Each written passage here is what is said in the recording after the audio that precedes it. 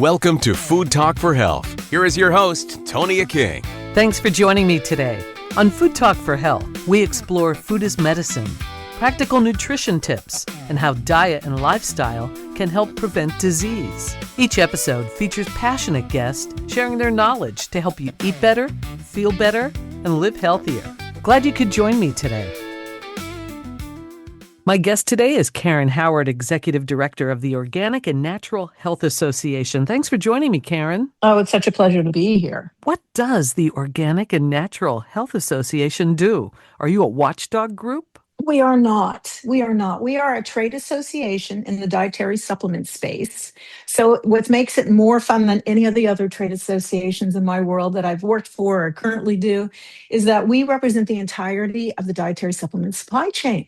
So we go from raw ingredients all the way to the finished capsule. That includes the contract manufacturers, the brands themselves. And then we spend a great deal of time working with people like you and talking to consumers about how to understand the industry and how to help them improve their life. So it's a great opportunity for me to be of service to my fellow Americans and for everyone to be able to learn more about what we do. The supplement industry has grown incredibly so, and it really can be confusing to the average consumer. Oh, intensely confusing.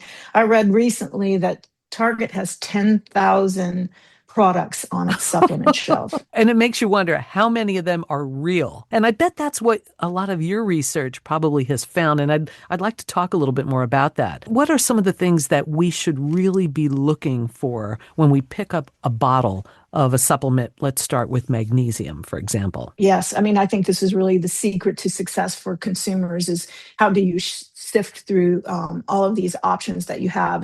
And social media has really compounded that because now you can create a product and get it on market and a clever TikTok can sell a lot more than an independent store in your neighborhood. So I think what we want to teach people is that a couple of things. One, know that dietary supplements are regulated and they're regulated as food. So they have their own operating law and there is an agency that manages this. That said, it's not the same as pharmaceuticals. So we recommend a few things. One is that since we are organic in our title, if you actually start with the organic seal, which is a round seal, the USDA organic on it, that will help you eliminate an enormous number of complicating factors. As you go and you shop, people who are usually taking dietary supplements are also working on their food choices as well. The ability to do organic, especially when it comes to produce, is very important. The other one that we recommend, and they are a member of ours, is NSF. And NSF is a blue seal with NSF in it. And the beauty of what they do is they actually the company comes to them and they see we'd like to have NSF certification, which means that product line will be put through the paces to make sure that you are adhering to all the standards that are in the law. So between those two, you can really fairly assure yourself that you're going to be getting what you want in that bottle. That's really interesting that you mentioned NSF because I happen to pick up 2 bottles of supplements that I have on my shelf, and they both have NSF certified sport. And I was going to ask you, what does that mean? Certified sport? So we have when you talk about the growth in the industry, I would hazard to guess that growth has primarily been driven in the last 5 to 10 years by sports products. Oh. And those get really complicated, especially when you're dealing with powders. So when you're into the sports thing and you're reading about keratin and all these things that are going to make you strong and buff, you're going to have more problem with trying to discern what's a good product for you and what could be contaminated. So that's where NSF created a special sport seal for that part of the industry. Again, they're regulated as food, so the regulations don't shift so much, but the opportunity for select purchasers even simplifies it that much more for them. Because I've always heard about how there is so much, there are fillers in a lot of these supplements that are on the shelves. And the average person has no idea what is considered a filler. Yeah, some of those products can be inert for different kinds of reasons, some of those ingredients, and are of no, they're not harmful. Others, though, can just be used as an inexpensive way to get a capsule done. And that's, I think, what's happened. It's like, you remember the day when we used to talk about don't buy supplements in the gas station? Yes. We did a whole series on that, organic and natural. And so it's that kind of, with sports being as problematic as it is, with so many more products coming on the shelf in droves. This is really where NSF has been extremely helpful for the brands that care and want to do it right. So I think all of those things that can go into a product, and remember now, and it's hard to argue with people who say this, you can start a supplement company overnight and just start creating things, and that has happened. So I think for your audience and for all of us actually who are doing our best to stay healthy and avoid, high expense healthcare costs, these are the kinds of certifications that you will pay a little bit more for, but it's going to be worth your time and money. Absolutely. So the whole thing with FDA, there's no regulation or approval from FDA for supplements. Is that right? As we all know, I think we're all familiar with the approval process for prescription drug. It's incredibly rigorous. It requires an enormous amount of testing, et cetera, et cetera. So what happens is the public gets a little confused and they say, well, as I said, I'll say again, they're regulated as food. Well, we don't regulate our food. Well, we do regulate our food. And this is a separate law specifically for dietary supplements. Now, because it's not pharmaceutical and it's just a different industry, it's monitored and managed in a much different way. But you even see now over and over, pharmaceutical companies are buying dietary supplement companies. It's very common that they're owned by a big Wow. pharma. Very common because it's a lucrative industry. Hmm. The upside of that is that they're going to take that process and that product that they've already vetted, and they know that it's a good one, and they're probably just going to only make it better and more expensive, most likely. But the reality is that the industry is regulated. There are outliers and there are bad actors. There is no doubt about that. Much harder to be a bad actor in the pharmaceutical world unless you're buying things online off a different kind of market, and then you're going to get things that are adulterated. So I think that's the big concern, which is adulteration. And I would like consumers to understand that, especially when you have a seal like organic or NSF, you have already met that threshold. You don't have to worry about that because they are actually taking care of a lot of that. So it is regulated. It's just not regulated to the extent that pharmaceuticals are, because pharmaceuticals are created, they're man-made. Supplements are made from food Interesting. Yeah. Or herbs. or herbs. Yeah. Yes, Can be very confusing reading labels if you're not used to doing that. very confusing. Very confusing. And again, that's why we focus so much on a couple of different labels. There's also a non-GMO project, which means like your potato chips or your Doritos that you go buy in the store and it says non-GMO project. Right. And that you'll know that if that's on a supplement bottle, this product contains no glyphosate. Yeah, so that's the organic situation too. It's not going to contain those things because that's been through that rigorous testing, and both Which of is those are very great. rigorous. Yes. Yeah. Yeah. Yeah. Yeah. So what do you think about folks that want to try to get supplementation through diet? Well, that is the beauty of supplements being food, right? So it's all part of your diet. True. So the problem is though, the amount of what you need in a nutrient is sometimes not available in food. And I'm just going to go straight to vitamin D. So the only way to get vitamin D is from the sun. You really can't, other than taking a supplement. That's it. You can't eat a food that will give you enough vitamin D.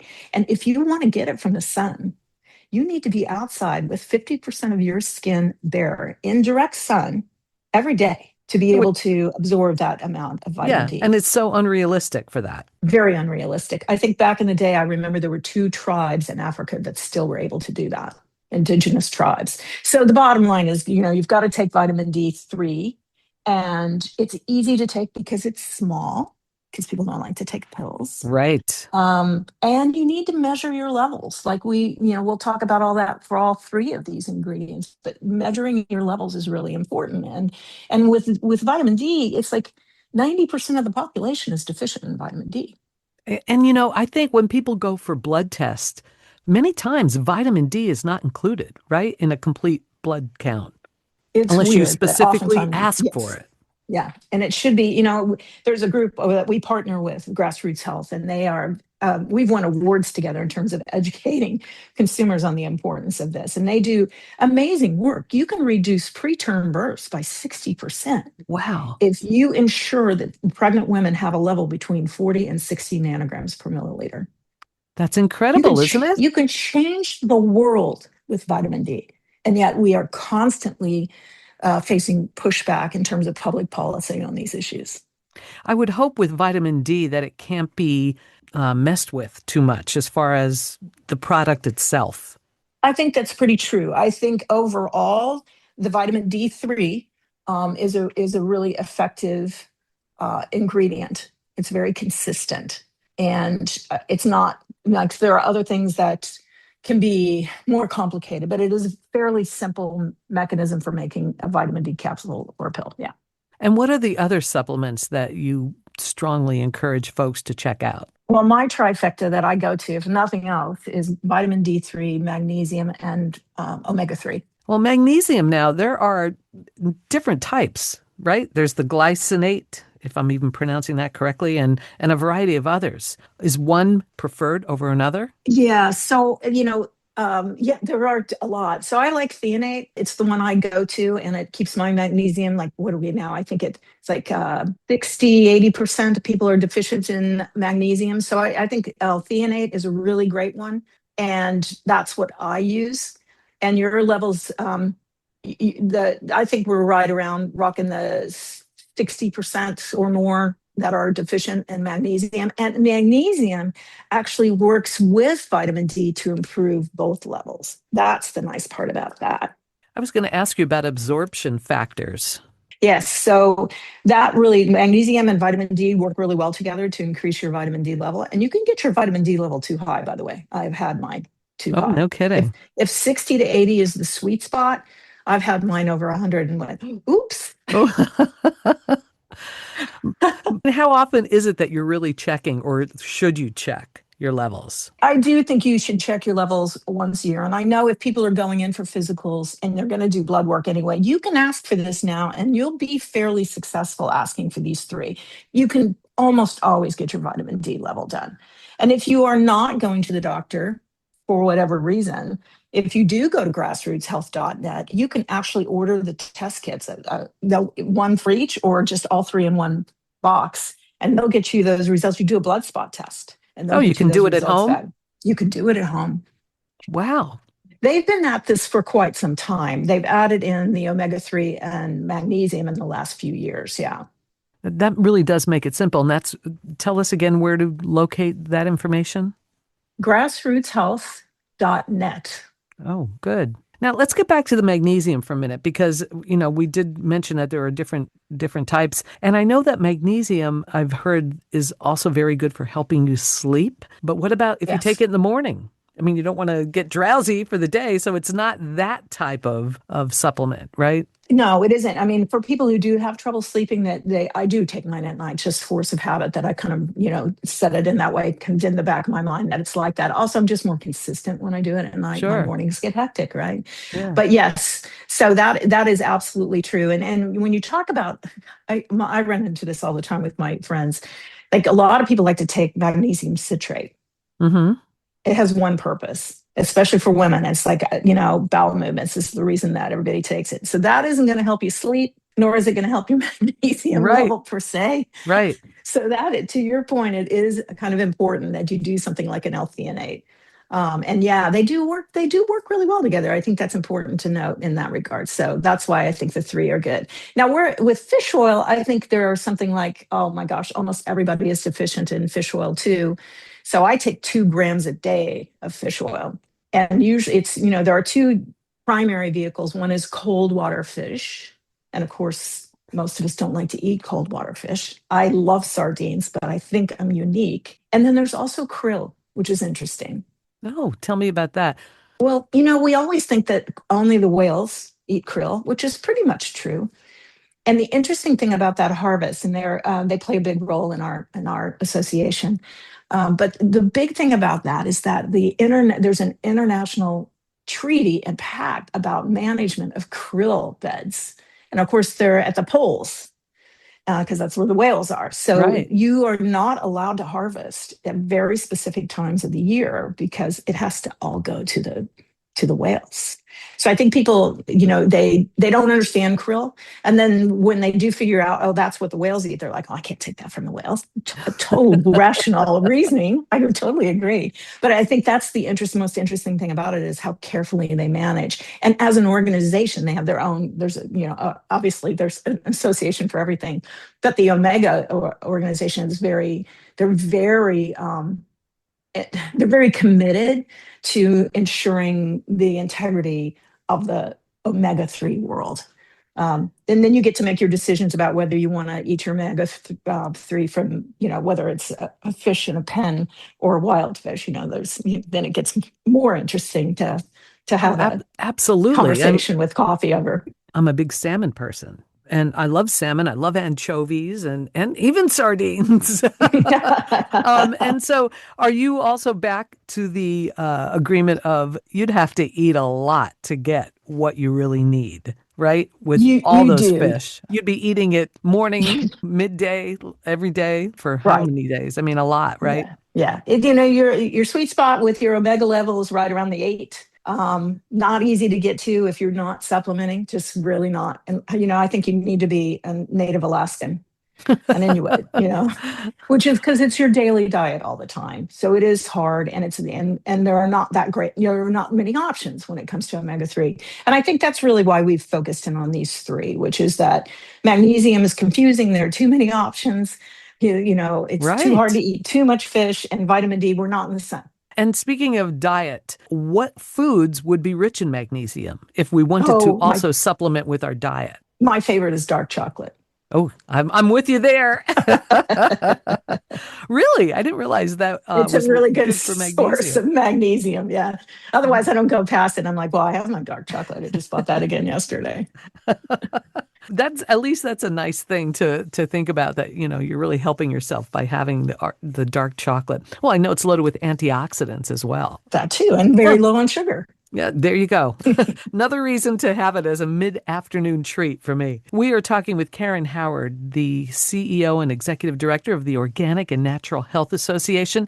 Is there a website that you have that we could learn more? Yes, in fact, Organic and Natural Health is a great site, Jill's. It'll show you just, what we do, who our members are. Nutrientpower.org actually is written for consumers, and it talks about the power of the three ingredients, where to get those foods, how to get tested, points you to grassroots health. So nutrientpower.org is really our consumer facing site that is very helpful. What would also be your suggestion for folks that are just trying to take care of themselves more and between diet and supplements, what are your thoughts on how we can try to stay healthier? I think people need to be really cognizant of their food intake when, now more than ever. Between that and don't stop moving. And, at the Good age of point. 66, yeah, I just tell people just don't ever stop moving. Like walk whenever you can. I'm in a city, I live in Washington, D.C., where that's easier said than done. But I mean, I have woods right in my backyard. People don't think about DC that way, but the beauty of keeping moving and really being very aware every time you open your cabinet what you're reaching for will start to make a big difference. I haven't eaten fast food in probably 20 years. Do you like to cook? I do. I cook for myself every day. I love my farmers markets. I trust my farmers markets. My protein is clean. I do as much organic as I can. And I lay off, junk. I just don't eat a lot of that. As I confess, though, I do eat a lot of dark chocolate. So, I don't think if you're that's gonna, junk, Karen. no, I just think if you're going to pick something that you really love and it's your treat, pick it healthy. Absolutely. Oh, gosh. You still have to put a smile on your face? Exactly. You must, especially these days. Yes, isn't that the truth? We are talking with Karen Howard, Executive Director of the Organic and Natural Health Association. Just a pleasure to chat with you today. Are there any other words that you'd like to share with our audience that we might not have reached?